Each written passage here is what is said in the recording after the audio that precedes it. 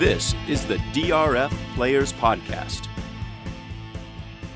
Hello and welcome to the DRF Players Podcast. I'm your host, Peter Thomas Fornatale, back with you for this July 1st edition of the pod. We've got the usual crew in attendance, and of course I refer to in the DRF offices in New York, Mike Hogan, aka at DRF Formulator. How are you doing today, Mike? Doing great, Pete. How are you? Life is good. Life is good here in Brooklyn. We also have calling in from Texas, as is his wont, at UT Big Hair himself, last year's NHC Tour champion, Jonathon Kinchen. Jonathon, what's up? Oh, nothing much. My printer finally started to kick in to print the PPs for the mandatory force out tomorrow at Churchill, so if it's loud in the background, it's a horse player's apology. I love it. We also have a special guest. He is high up upon the all-time money winners list in handicapping contests. In fact, if you capped the amount of money you could win in a single event the same way we cap in mythical money tournaments what a single horse could return, this man might be the all-time leader for his multiple $200,000 plus scores at the National Handicapping Championship. He's a sharp guy.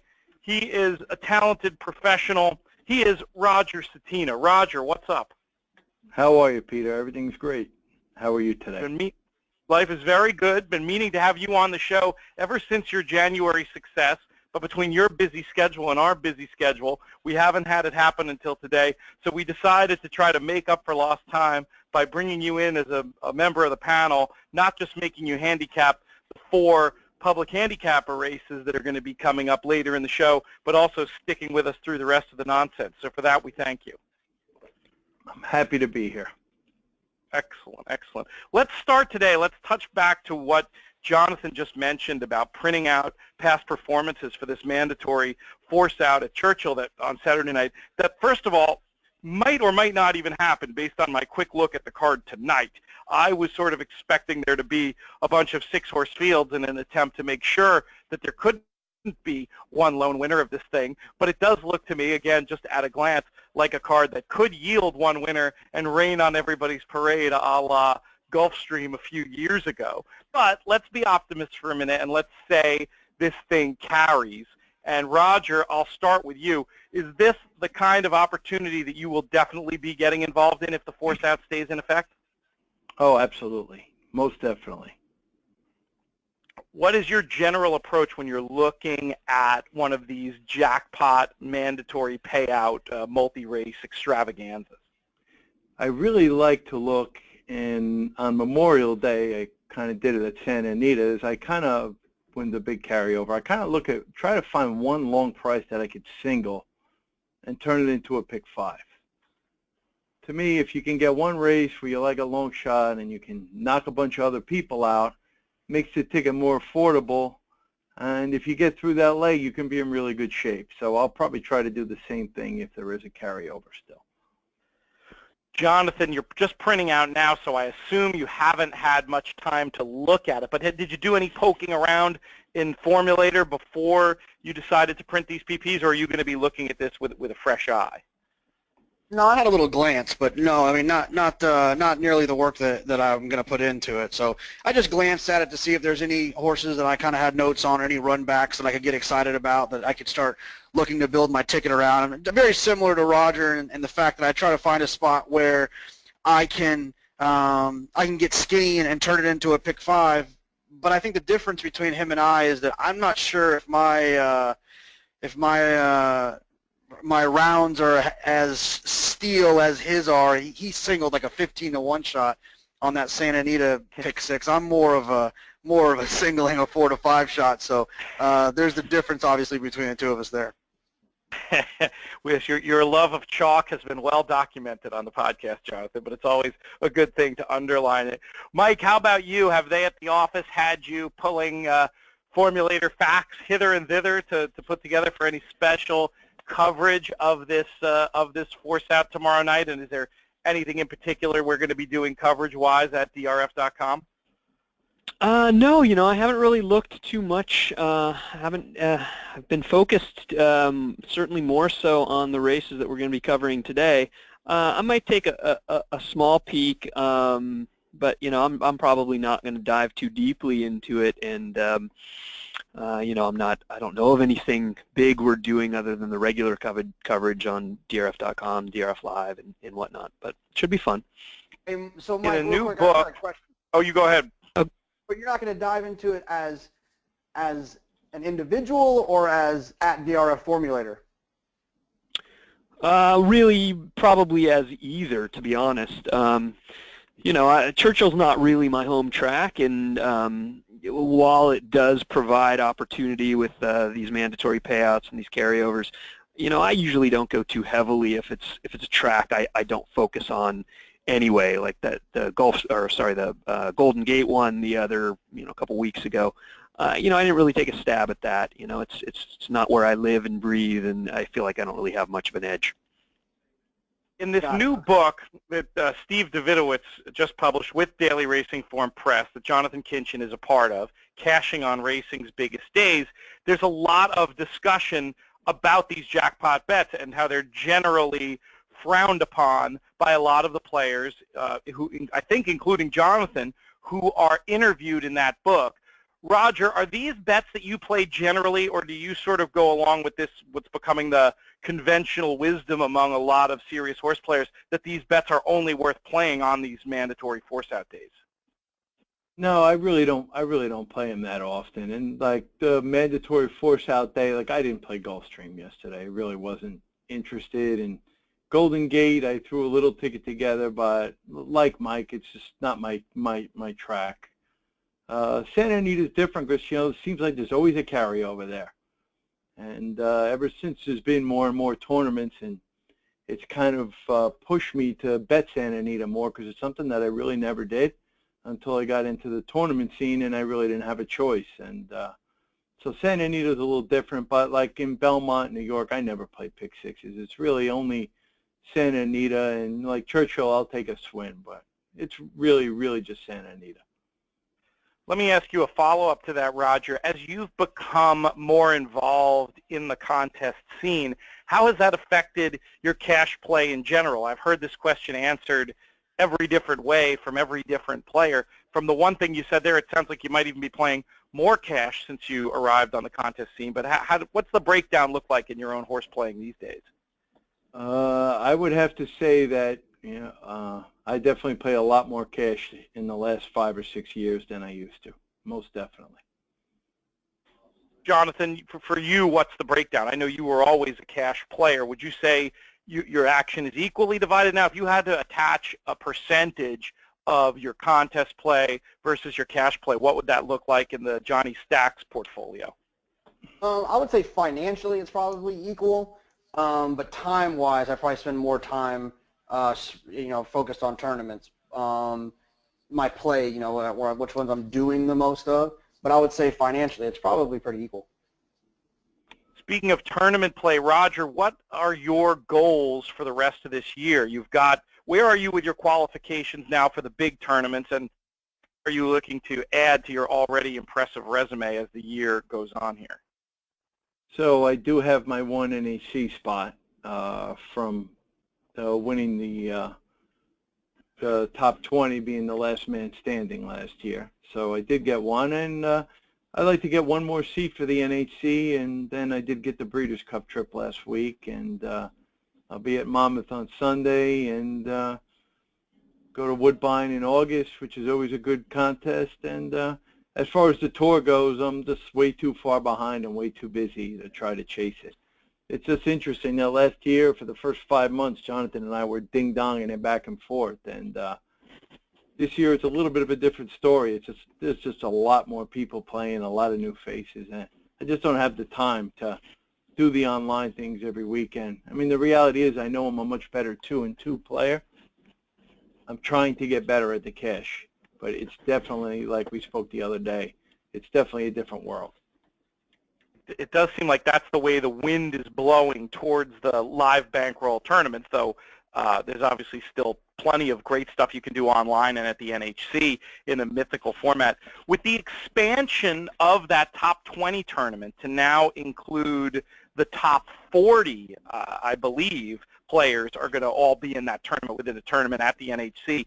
Does that open up the possibility with a big run at a place like Woodbine that you might try to defend your title, as it were, Roger? Oh, absolutely. I mean, I won't disregard it, but I'm not going to sit and play, once I do get my second seat, which hopefully will be this weekend, I won't be trying every week, to try to just keep piling points on.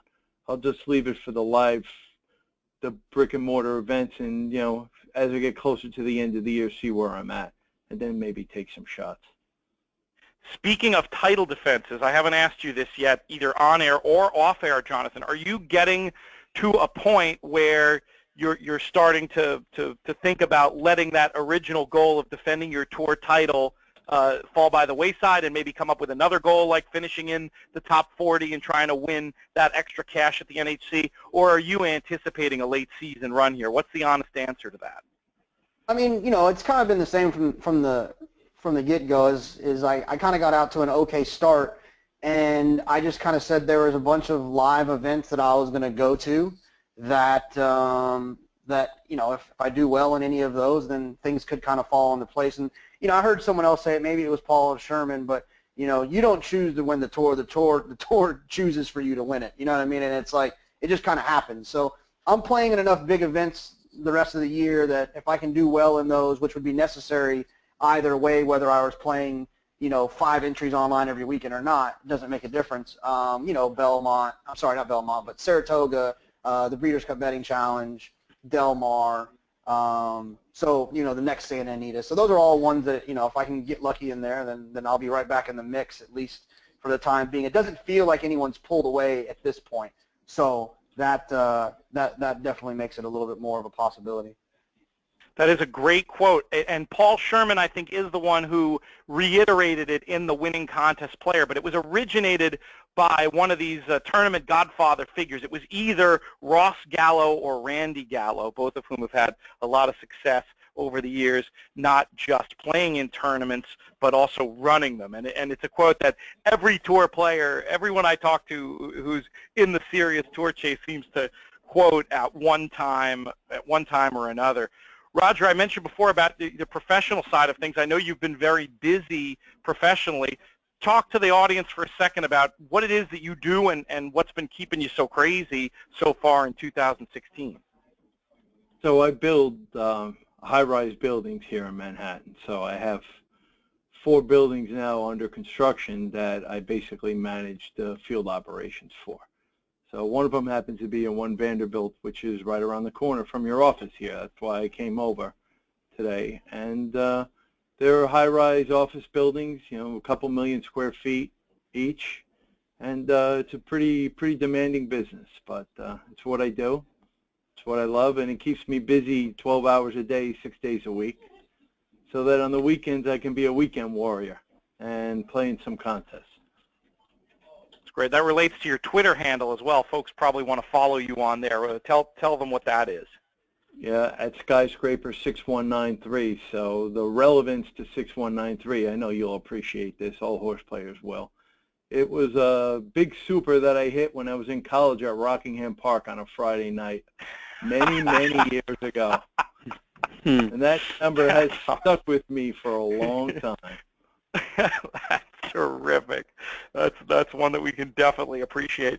I would imagine, I'm just going to take a guess here, that in your profession and managing those kind of projects, that there's a lot of logistics involved. Is there any analog between managing the logistics of what you have to do in your day job and the way you prepare for a handicapping contest, or are these really two completely different animals?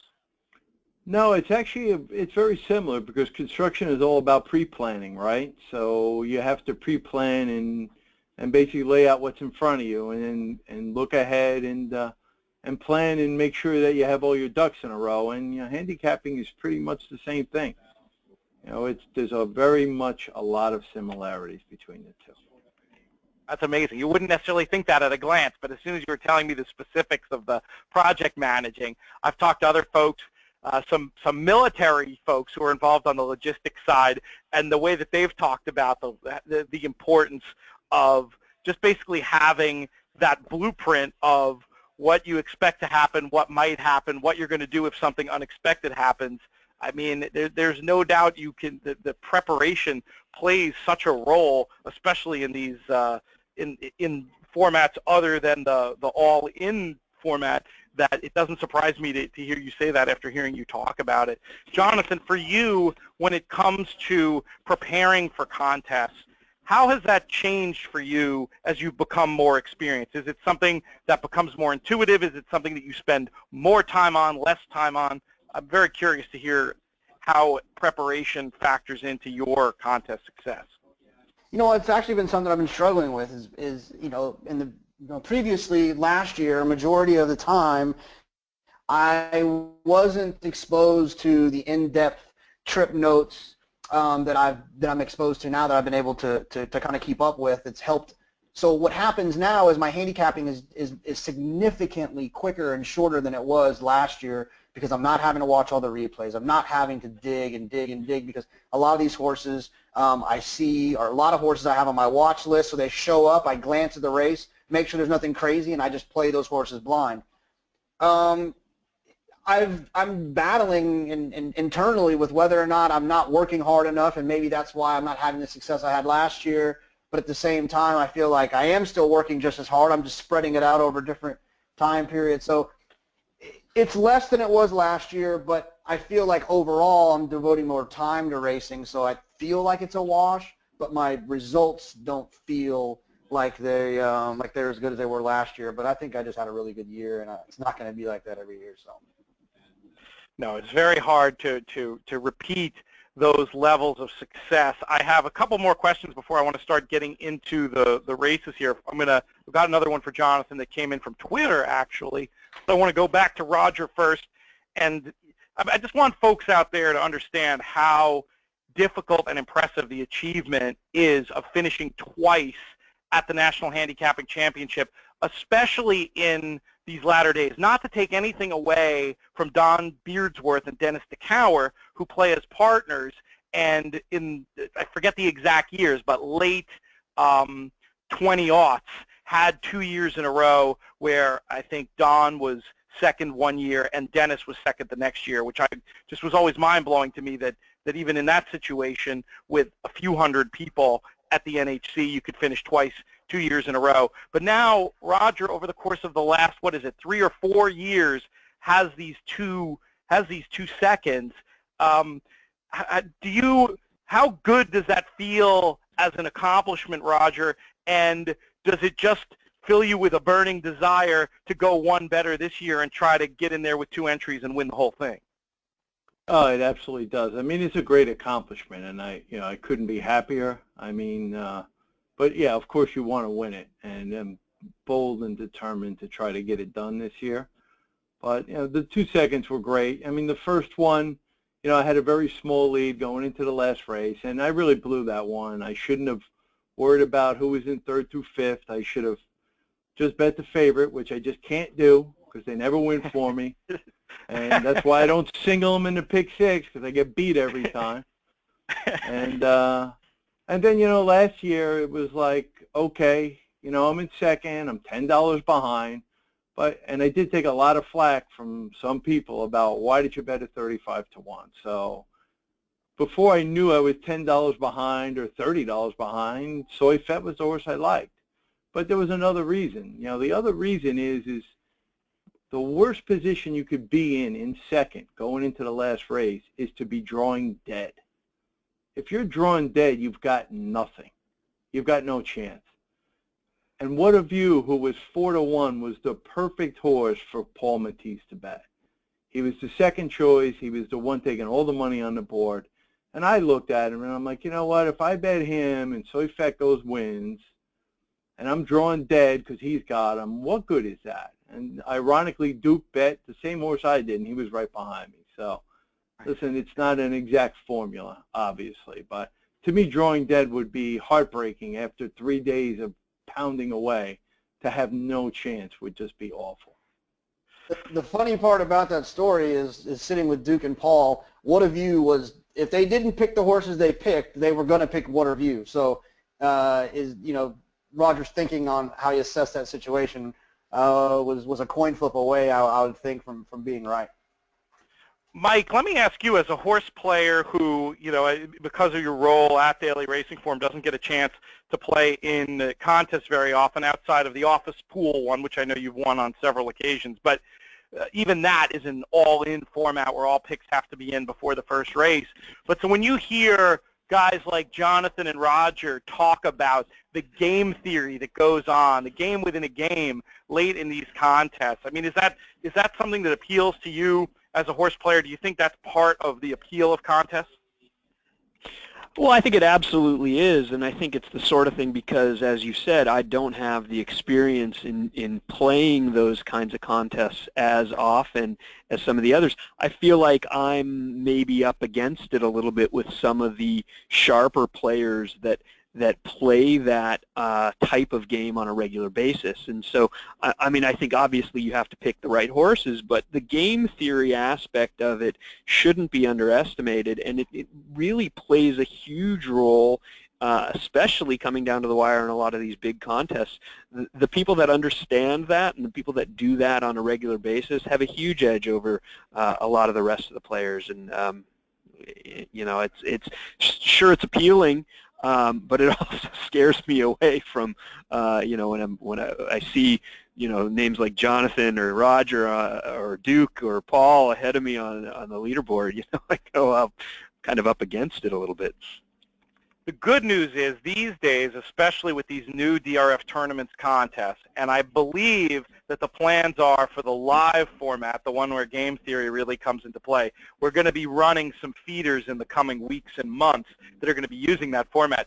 These days, there's no need to feel intimidated because when you can get in for as little as 15 or 20 bucks, then you get the added thrill of seeing yourself going back on the leaderboard, whether it's with an Eric Moomey, a Jonathon Kinchen, a Roger Cettina, a Christian Helmers, you name the name, you'll see you get a chance to see how you stack up without stepping outside your comfort zone, maybe having to put $165 or $190 up. And I think it's part of the reason why we've seen so many new players flocking to the DRF tournament site. Roger, am I right? Did I report that correctly, that you funded your Breeders' Cup win from a credit builder on the DRF site?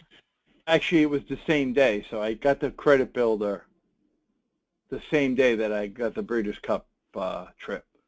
So gotcha. But you can see how that could work. Oh no, absolutely. Yeah, I've done it before. On some other ones.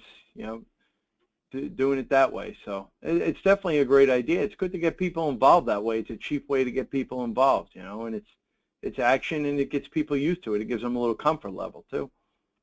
Another thing I wanted to point out, this new format, this winner-take-all format might be a good way for some people to dip their toe in who really want to know what they're getting into. You can play against only 10 other players. We're now having some 11-runner credit builders during the week. I think for some people that takes some of the intimidation factor out. When you're playing against that short field, Roger, let me ask you, how does that change, or does it change your how you approach a contest when there's only 10 other opponents instead of 50? It really doesn't change it. I basically bet the same way, so it really doesn't change anything for me. But, for new players, if there's only 15 people, it's probably a great way to get started because, it's like you said, it's not as intimidating. Just increases the chances of getting to physically see your name rise up the leaderboard. Jonathon, are you in the same boat as Roger? It doesn't change the way you play, or does it maybe let you reach toward the lower end of the odds spectrum with more impunity when it's a short field? No, it doesn't change the way I play at all, but what I will say is, with experience of playing in some of those smaller tournaments, it's really great when, most tournaments I play in, the same with Roger, when you're playing and I'm in a 40-to-1 shot wins, and you look, someone had it, and your tournament day is pretty close to over if you didn't, When you play in some of the smaller ones, it's great. There's times where 5, 6, 7, 8-to-1 shots win. You look at the board and nobody had it, and it's like, it's great. No harm, no foul. We'll go on to the next race. So I think it's a lot easier to kind of get used to. You're just not up against as many people with as many opportunities to kind of hurt you with a crazy horse that you might not have had. Let me get to this Twitter question for Jonathan, and then we're going to dive into these public handicapper races in the second half of the show. But folks were really interested in that discussion we had about how you approach the live bankroll tournament at Santa Anita last weekend. And there were a bunch of specific questions, too many to get in here, but I will just ask it this way. What was your strategy, Jonathan, going into day one at Santa Anita last weekend, and how much money did you bet per race? Were you sticking close to your minimums, or were you betting over them? I think it's a good question. Give folks an opportunity to hear how you approach these live bank contests that you've had some success in. And I thought it'd be interesting to talk about with Roger on the line, who's talked about how he's looking to continue to adapt and grow as a live bankroll player. Yeah, I think, first of all, when it comes to live money tournaments, and it's not really a written down in law strategy, but one of my strategies is that if the minimums are 250 or 300, if I'm going to bet the race, I'm going to bet more than 250. If I have an opinion that I feel like I need to bet, then I'm going to just bet the thing, and I'm going to bet it because if I think I'm right, then I want to make some money off of it. I don't want to just bet the minimum, and I'm like, I should have bet more. So that's the first thing. When I bet, I usually fire. It's one of those deals where my strategy going into that was, and I try not to get over strategic in these things because stuff changes pretty quickly. For instance, it was really short fields and all weekend, and it was one of the highest totals, the top 5 I probably had at Santa Anita as a whole, and the last 2 years I've been there. So it doesn't really matter what the races are like. But what I felt like Sunday was going to be a little bit harder to make moves. I thought that the fields were going to be a little bit smaller, and I thought that the place to move was on Saturday. So the first race of the day, I remember telling Pete, like, I like a price horse, but it's in the first race, and it's like it's always harder to be aggressive in the first race. But I think I bet of my $3,000 bankroll, I think I bet half of it in the first race, and I was on the lead, turning for home, and the horse stopped. Anyways, on a speed favoring track, I still can't figure out what happened there. But anyways, yeah. So that's kind of it. I mean, I think that if you don't over strategize, that's the biggest key I can give you when it comes to these tournaments is take what the races give you, take what the racing secretary gives you, and adjust on the fly. See where the leaderboard is, see where your opinion is, see how the track is playing, and go from there. There's not one right or wrong answer. I've done lots of different things, lots of different ways I've gotten to positions where I've done well in tournaments, and there's been lots of ways where I've blown my money doing things. So there's really no right or wrong answer, but the biggest thing I would say is if you're going to bet, I don't bet the minimums. I swing if I feel like it's necessary for me to put my money in the ring. My own answer would be like a more extreme. It's sort of like such an extreme version of that. It's almost like all the way at the other side, which is my inclination would always be to be like, to me, the minimums, that's the track's rules, not mine. I want to sort of minimize the effect of those minimums. So I wouldn't want to aggressively bet a minimum. With that, I agree with Jonathan. But my inclination would be to try to get those minimums out of the way any way I could. So if it's 4 $250 situations, I might look to play fairly conservative exactas or doubles, maybe try to Dutch them a little bit, win a little bit of money, and basically of those minimum plays, looking to, in aggregate, break even on them. So some people would do it with show bets, though that's, problematic for certain people, including, I know, Jonathan. But the idea is preserve your bankroll and then go strong on the best opinion, and don't let the takeout just grind you out betting $250 aggressively per race. Roger, in the past, how have you approached live bank strategy, and how do you see yourself evolving as the year goes on here? So it seems that every time I do play, and there are different ones. So like the ones at Monmouth that like they have one Sunday that your bankroll is $150. I'll take a couple swings with that 150. I'm not going to bet the $15 minimum. I'm not going to make $15 show bets. To me, it's like I'd rather stay home than do that. So they're all right now. I've got a horse in the third race that I'll probably bet 75 winning place on at Woodbine on Sunday. So for some reason, though, in the bigger contest, I try to do what Jonathon just explained, and for some reason, I just have not been able to pull the trigger the right way at the right time. And the BC was a perfect example last year because I really liked that horse on day one that was 14-1. It was the only horse I really liked all day, and I bet 200 winning place and played exactas and triples and didn't hit them. And second day I did better when I bet Mongolian Saturday 1,000 winning place and I hit the triple in the exacta. I made a big cash of 25,000, but it's hard, and I think the only way you can win them is the way Jonathon explains. I think you really, when you're right, you really just got to nail it because you're not going to be right often enough to grind it out. So that's the way I look at it. I just need to get better at it. Excellent. Some good stuff for live bank players and aspiring live bankroll players. We hope folks will check out that Monmouth contest on Sunday. Our friends down there did such a great job at their last tournament. It's a terrific plant. Brian Skirka does a great job organizing those. All right, we've got about a half an hour left. Let's move on to these public handicapper races. We have 2 on Saturday, and we have 2 on Sunday this week because of the Queen's Plate, which is annually included in these contests. But we're going to start off on Saturday at Belmont Park with the 8th race.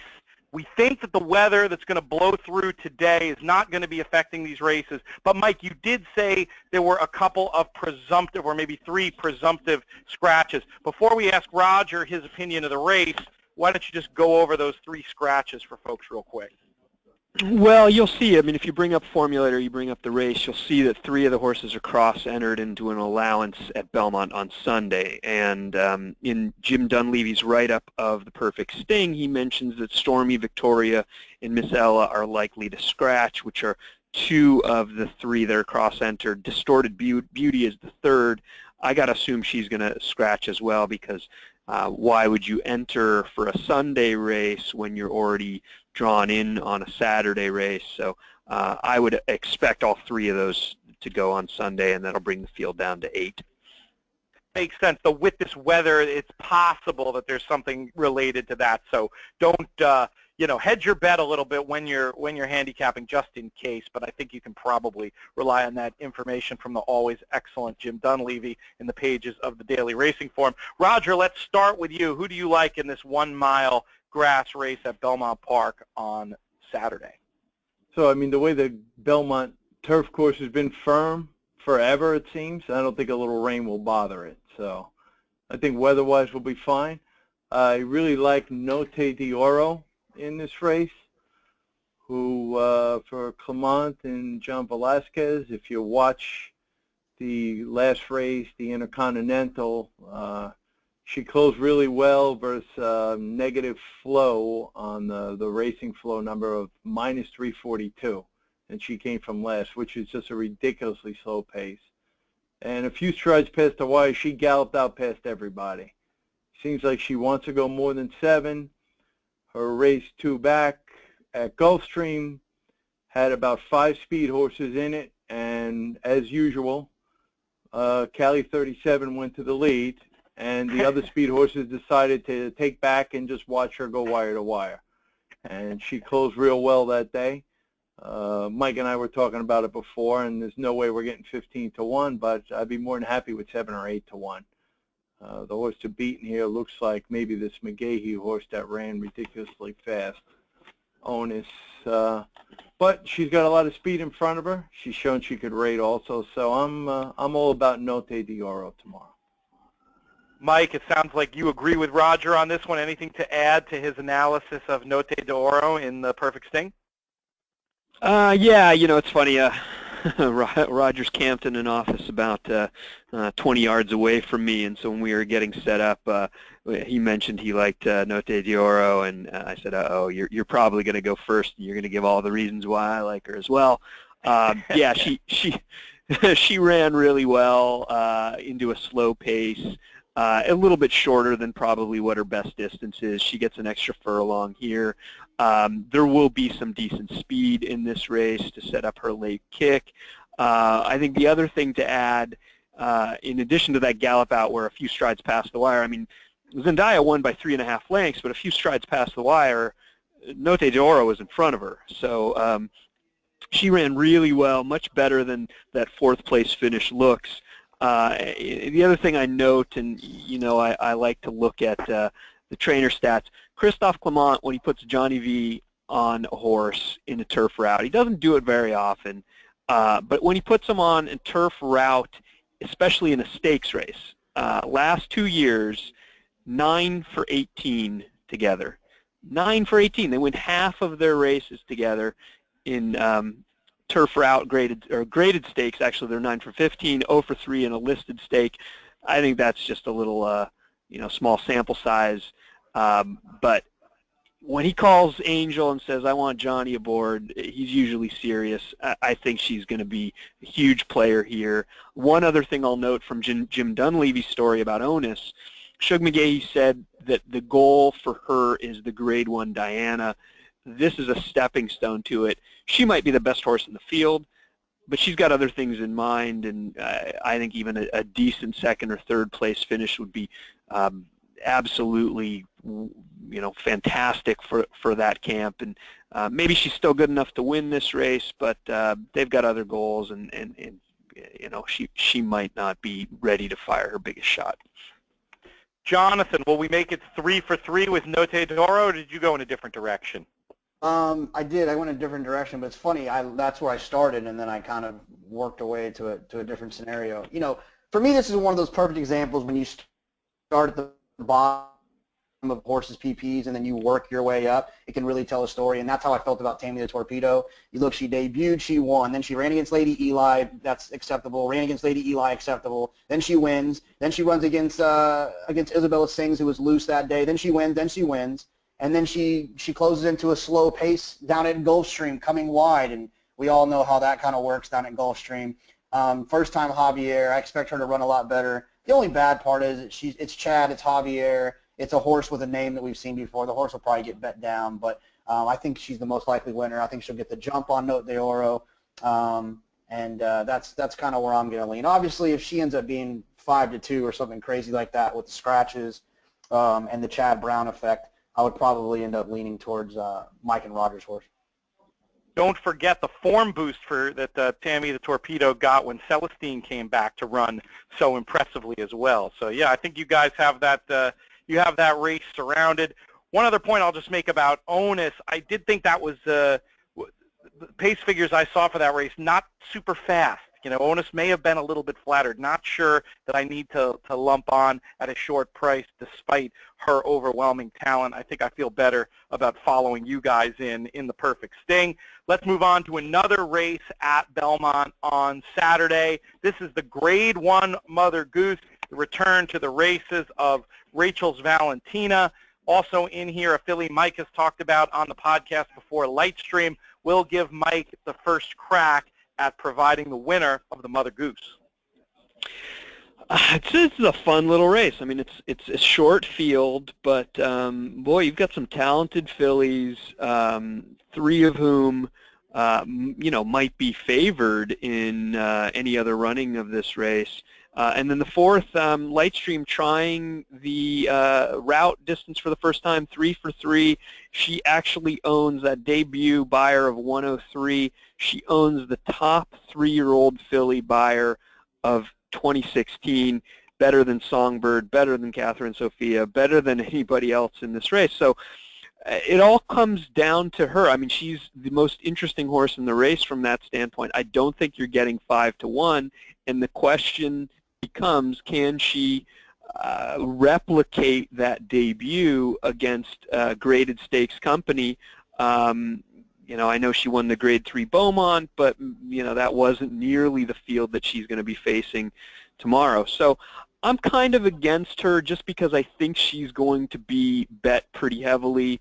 And you know, Brian Lynch's numbers on the stretch out in graded stakes, not terribly fantastic. I think she could be good, but I think she's vulnerable. I think the value in the race probably lies in number 2, Off the Tracks, who I think might end up being the fourth price, you know, the fourth shortest price, fourth longest price, I don't know.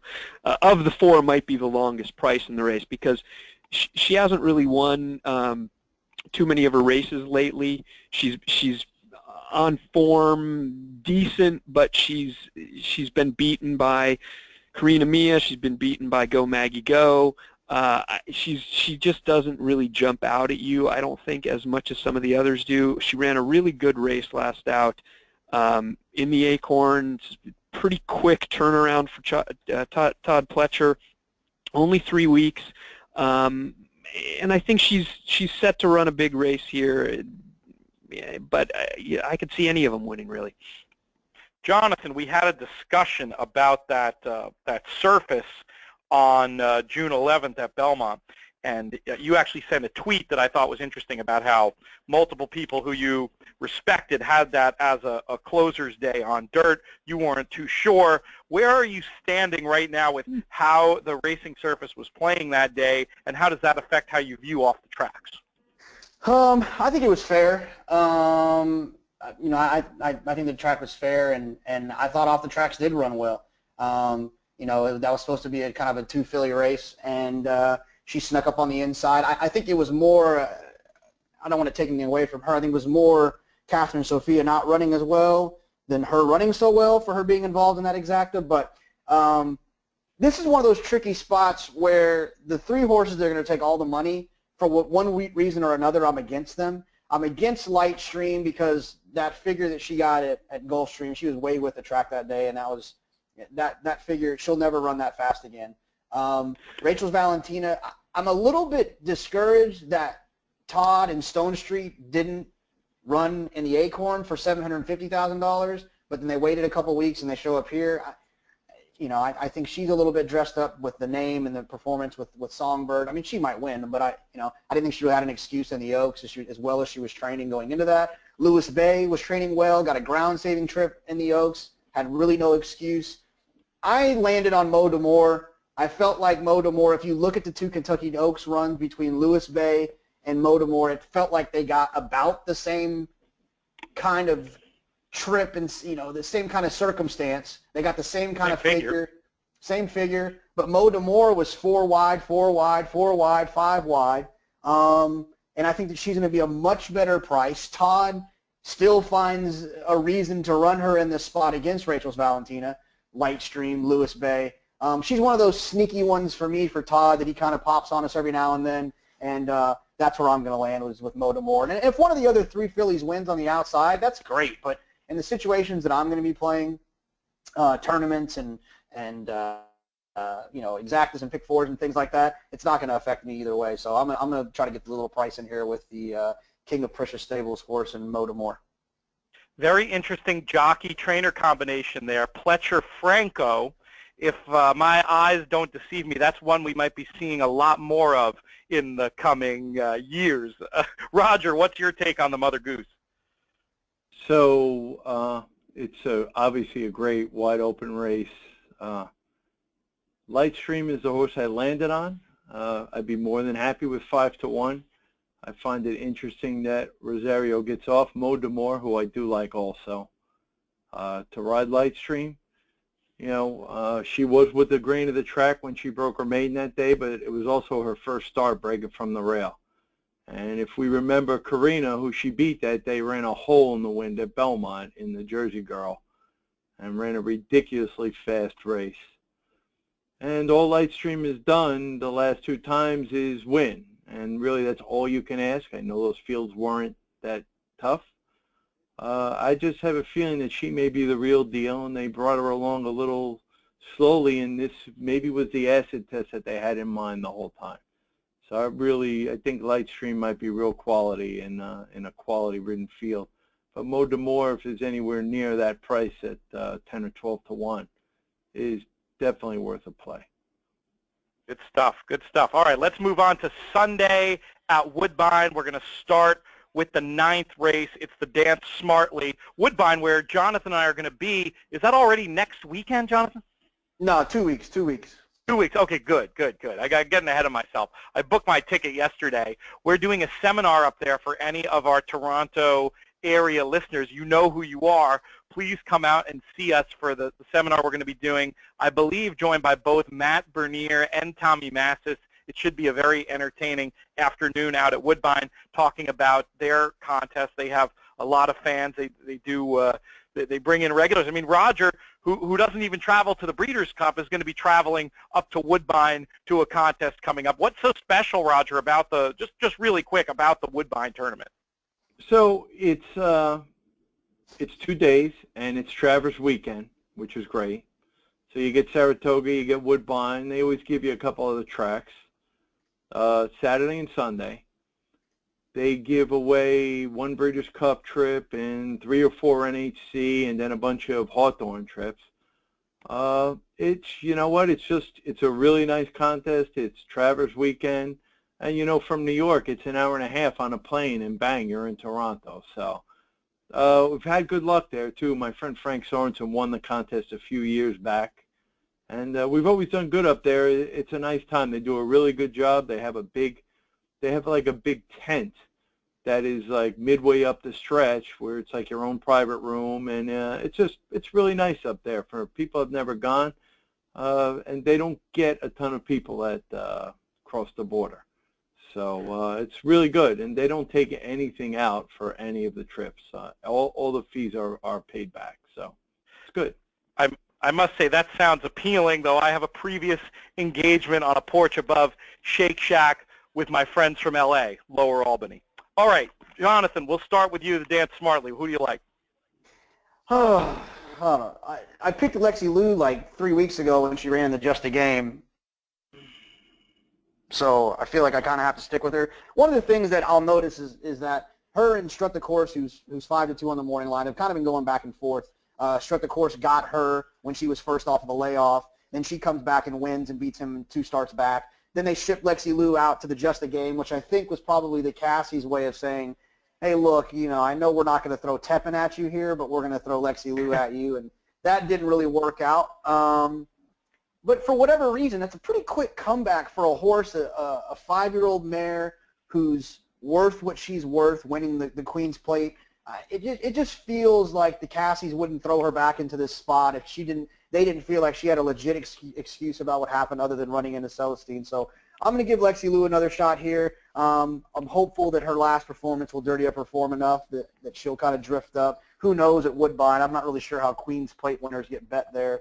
If it's anything like Derby horses here, then maybe she won't be playable. But I'm going to look for Lexi Lou and give her another shot off of the poor performance at Belmont. Mike, you once declared on the podcast very early this year that Lexi Lou could be the next Tepin. Have you decided to stick with her through her 2016 year, or are you going to be going in a different direction here?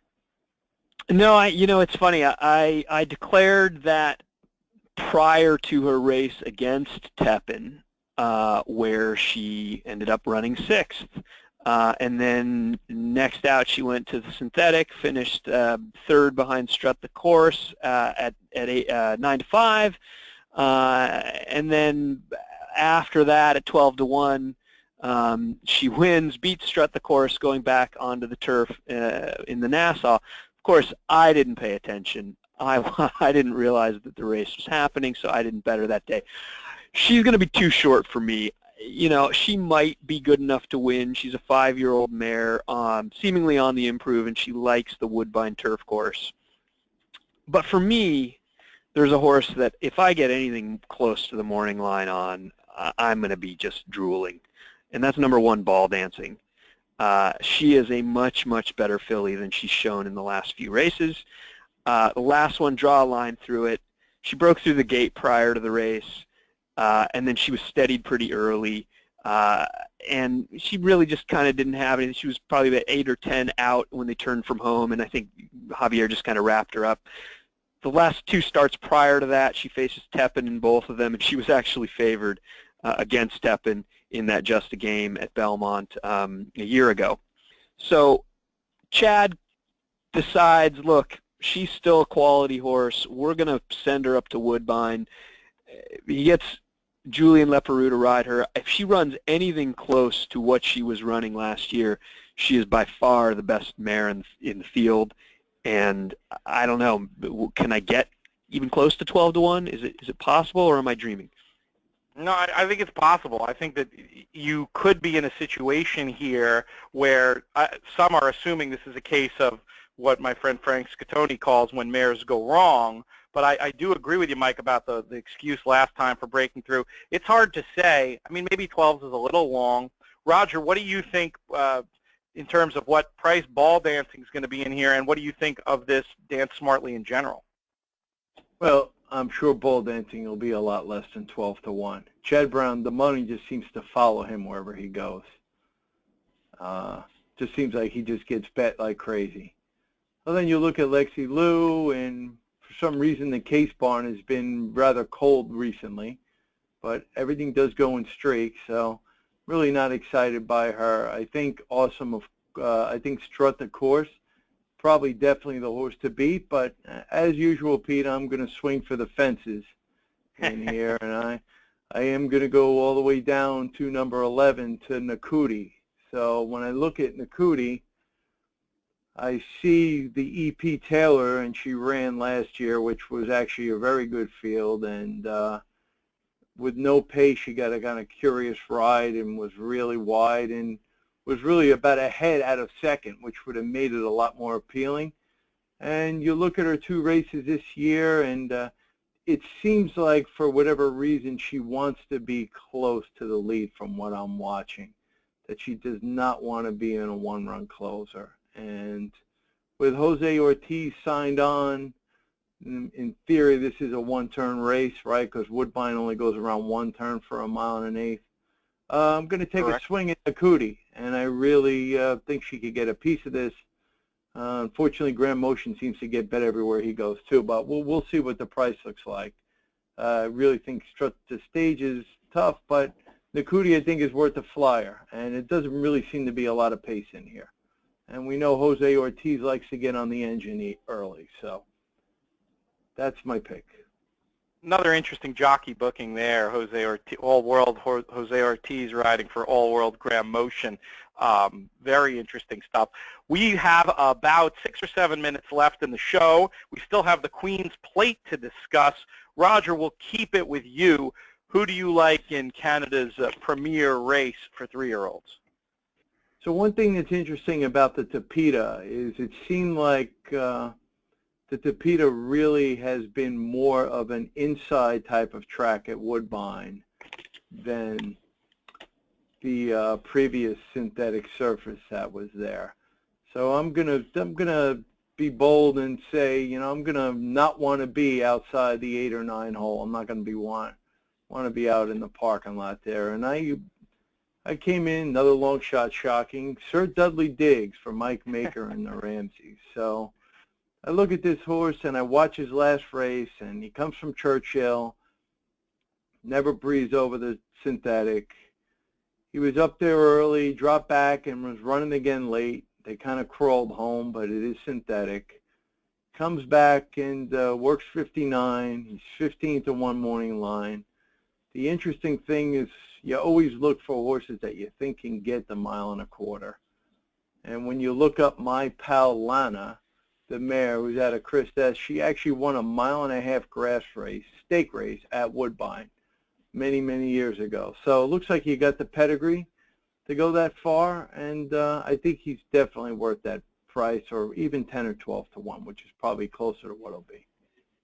I'll chime in also that there's no trainer in America, maybe the world, than Mike Maker at identifying horses and finding what it is that they really want to do. A turf horse that really wants to run on synth, or vice versa, or a dirt horse who will excel on turf. We've just seen him with so many success stories over the last few years, maybe underlining that opinion a little bit. Jonathan, where did you go in the Queen's Plate? I I wanted Shakamat because I thought that horse could not lose the plate trial, and that was my Queen's Plate horse. But I was really disappointed in that performance. Then that led me to Amy's Gizmo, who ran so well on that spot. But being a half to Amy's Flatter, and it just feels like at some point the distance is going to catch up to Amy's Gizmo, even though he was pretty impressive in extending that last race. I went with Esposito. I'm a layoff line guy. When I see layoff lines and I see a nice performance and a nice number, and I'm looking for something to happen after that to improve, and I just felt like that was the one that had the best shot of improving. Second off of a break, Tom Proctor is one of the best horsemen in my opinion in America, and I'm going to look for Esposito at a price to kind of step up there. The horse won, or ran well, 2 turns back in the slop at Remington as a 2-year-old. So that's where I lean. I'm going to look for that horse to improve, and obviously Amy's Gizmo makes the most sense, but I'm going to look for more of a price. Very quickly, a note on Amy's Gizmo, who I understand why you go she. It's the whole Amy thing. But with Victory Gallop as the dam sire, you don't think the distance will be his friend? How deep did you dig on the pedigree here to come to that conclusion? No, I didn't. It was more on the dam side, just with being a half to Amy's Flatter. I mean, am I confused? That's the sprinter that won at Keeneland, right?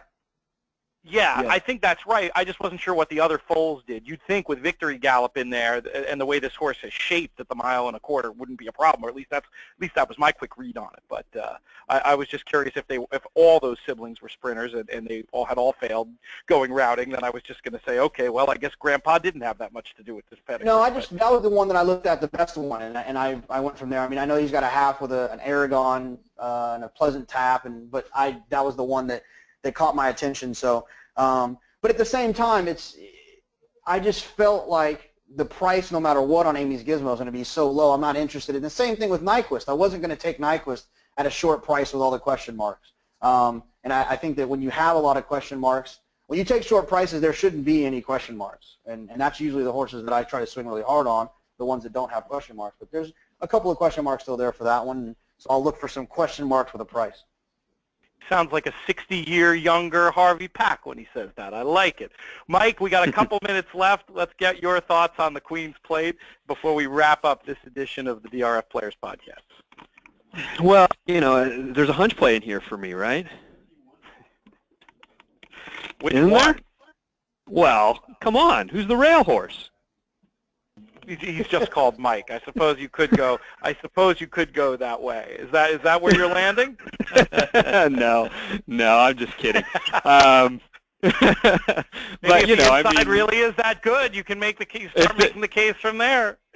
If the inside really is that good, I pull up the PPs to handicap the race first, and first thing I see is my name at 30-1. I mean, talk about a hunch play. When I'm trying to make a case for any long shot I can, it's telling me bet this horse, right? I was thinking there was some indie band from the '90s I didn't know about called Shakamat. I overthought that one. But anyway, what do you got here? Well, I landed on number 3, All on Red. Well, there was a indie band from the '80s named Green on Red, but no, I'm gonna go with All on Red. I liked the race last out, first time on the Woodbine synthetic. Cititard knows how to win at Woodbine, knows how to win this race. It's a lightly raced horse. It ran a really good wire-to-wire win, breaking his maiden in April at Aqueduct. After that race, evidently, someone liked what they saw that he was an Ontario bred. He was sold privately, shows up at Woodbine. I think they had this race in mind from the get-go. He's the first foal out of a nice little mare who won some races for Mike Hogan. And I'm hoping he improves second off the layoff and second for a Tard. All right, well, there you have it, folks. Some good analysis, some good tournament talk on this week's edition. I want to thank the usual crew, Jonathon, Kinchen, and Mike Hogan. I want to thank producer Charlie Zeggers. Very much want to thank Roger Cettina for sticking with us and rolling with the punches for this hour and even coming by the DRF offices to do so. But most of all, I want to thank all of you for listening. Projects to be a great weekend of racing. Happy Independence Day, and I hope you win all your photos.